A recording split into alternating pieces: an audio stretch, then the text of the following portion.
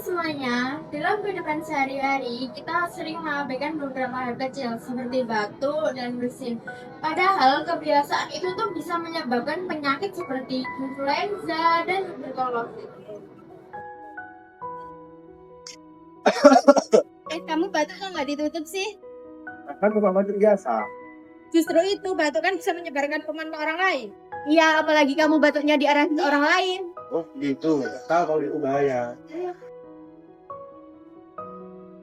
Saat batuk atau bersin, kuman sering keluar dalam bentuk percikan kecil dan sering disebut dengan droplet.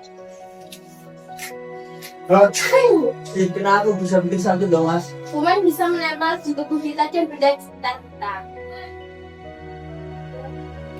Tenang semuanya, aku ada caranya yang benar nih untuk batuk dan bersin supaya tidak menularkan penyakit.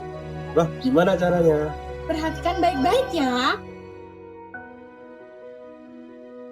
Cara yang pertama, tutup mulut dengan siku. Kalau batuk, tutup mulut dengan siku seperti ini. Nah, cara seperti ini yang aman jika tidak ada tisu. Atau gunakan tisu untuk menutup mulut dan hidung.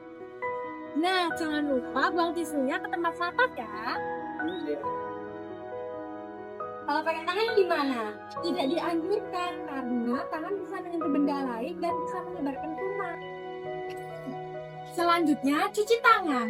Berarti kalau setelah batuk, kita harus cuci tangan ya? Betul sekali, supaya kuman tidak menyebar. Sekarang sudah tahu caranya. Nah, itu baru benar. Jadi kita semua bisa tetap sehat. Dan nggak saling menularkan penyakit. Etika batuk dan bersin adalah langkah sederhana untuk melindungi diri dan orang lain dari penyakit. Mulai dari kebiasaan kecil, kita bisa mencegah penularan. Stop penularan mulai dari diri kita.